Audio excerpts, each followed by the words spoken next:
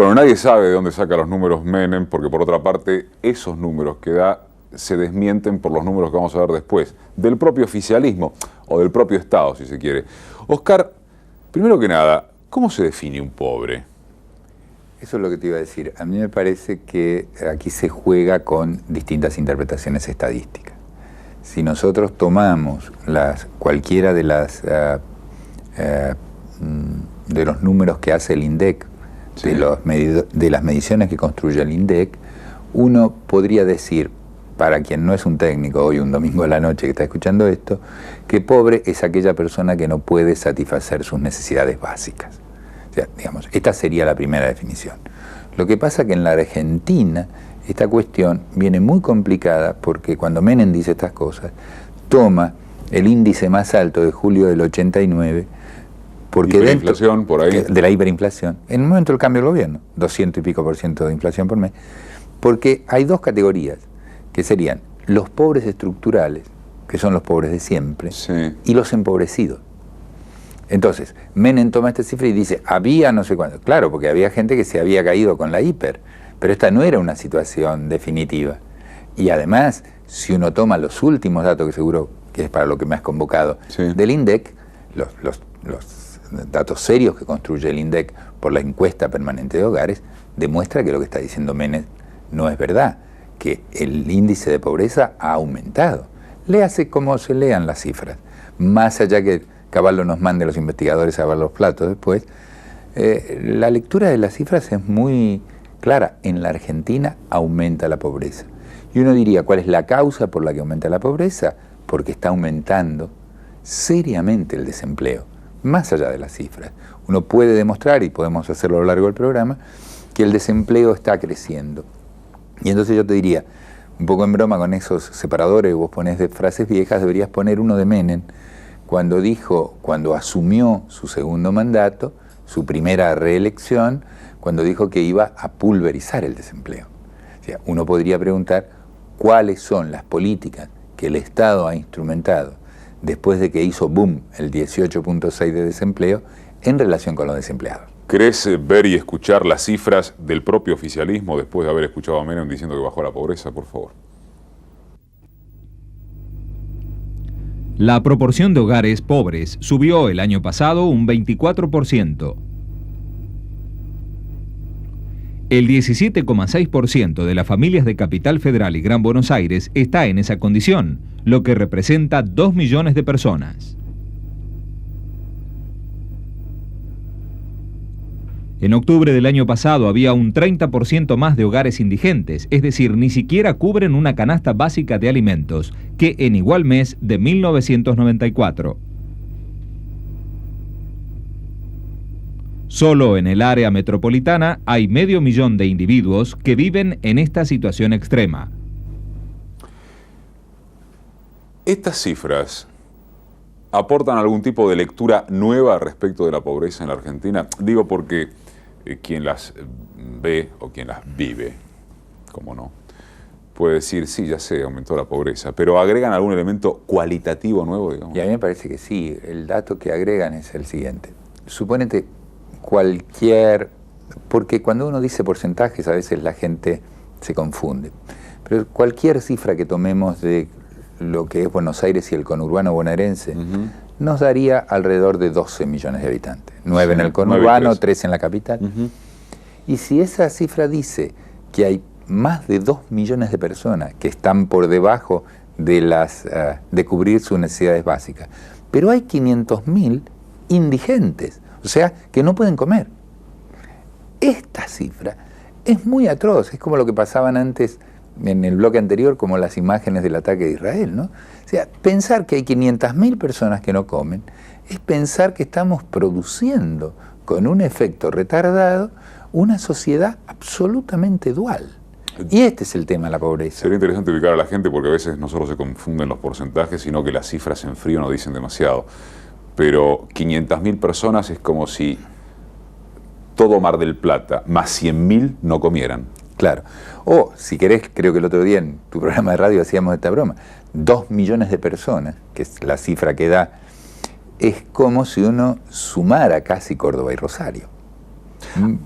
¿Hay retorno para esto? Esto es lo que a mí me preocupa y vos sabés que hace tiempo vengo insistiendo con esto. Yo creo que no hay retorno, porque cuando esta sociedad, no sé, 20, 30 años atrás, era un sinfín donde había pobres y ricos, pero el más pobre tenía galleta y mate cocido para comer, y había una escala social, había la posibilidad de construir una sociedad homogénea. A mí me parece que esta irrupción del desempleo y la pobreza en la Argentina, propia, uno podría ubicarla desde el 75-76 en adelante, lo que está fabricando es una sociedad dual, muy típica de estos países dependientes, subdesarrollados, como quieramos llamar, donde se genera una parte de la sociedad que no tiene ninguna posibilidad de tener igualdad de oportunidades. Entonces todo el pensamiento liberal fracasa. Creo que las cifras que siguen, es el último bloque de placas, apuntan específicamente a esto que estás diciendo. Solo un 6% de los 2.400.000 niños de 2 a 4 años nutricionalmente vulnerables recibe ayuda. Más del 35% de las embarazadas en estado de pobreza están desprotegidas. Esto es casi terminal, digamos, como definición. Yo creo que esto es quizás más grueso que lo otro. Claro, esto me ayuda a decir lo que quería decir. Yo supongo que ahí, en esa cifra que tiene que ver con las políticas que desarrolla la Secretaría, casi Ministerio de Eduardo Amadeo, deben ser nacionales. Pero de cualquier manera, no importa, digo, son 2.400.000 niños y solo se le da el vaso de leche, porque eso deben ser, lo que cubre al 6%, así que si calculamos rapidito, 120.000 chicos. O sea que estamos pensando que 2 millones de chicos, o 2.200.000 niños, en este país no reciben las proteínas básicas.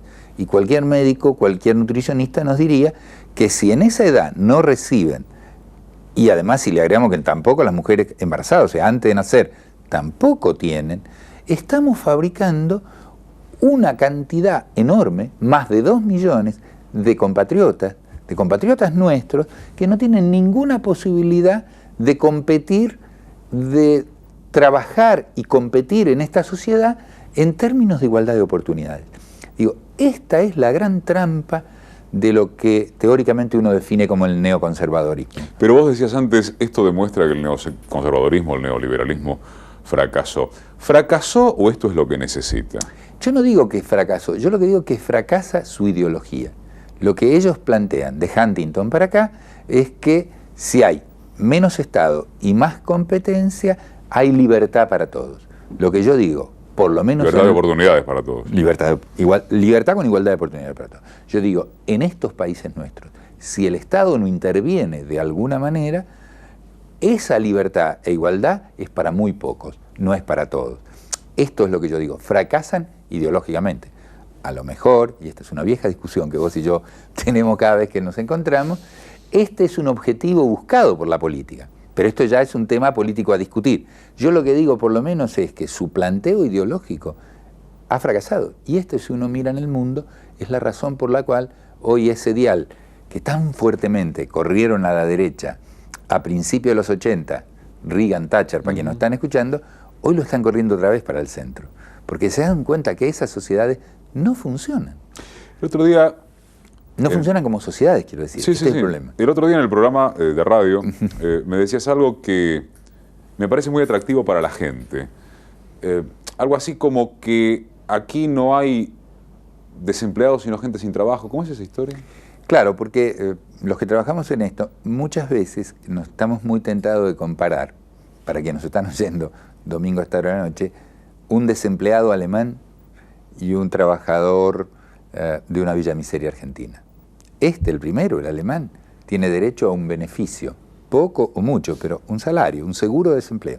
Y además tiene un excelente servicio médico, escolar. Una malla que lo protege. Una buena malla que lo protege. Se queda sin trabajo y si no sale a vender chicles, a asaltar o entra en la prostitución, no vive, no come al otro día. Porque sobre más de 2,5 millones de desempleados de este país cobra el seguro de desempleo, que son 252 pesos, 100.000 personas o 120.000 personas. Entonces yo digo, un poco en serio y un poco en broma, una cosa es ser unemployment en Europa y otra cosa muy distinta es ser trabajador sin empleo en nuestros países. Porque en nuestros países el individuo que no tiene empleo va primero al empleo informal y luego al empleo ilegal, a la actividad ilegal, a la delincuencia.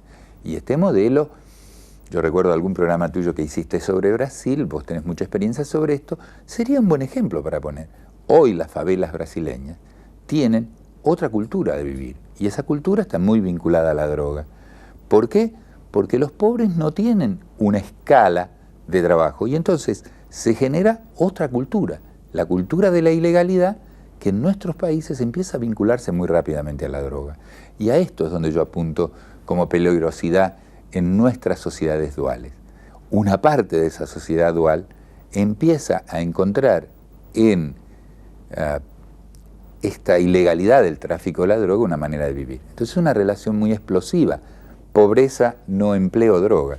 Como también es explosiva, pero esto no es mi tema, pero yo lo dejo señalado, porque vos lo apuntaste hoy en el editorial, dinero que aparece de la corrupción, dinero que aparece de la droga, blanqueo del dinero.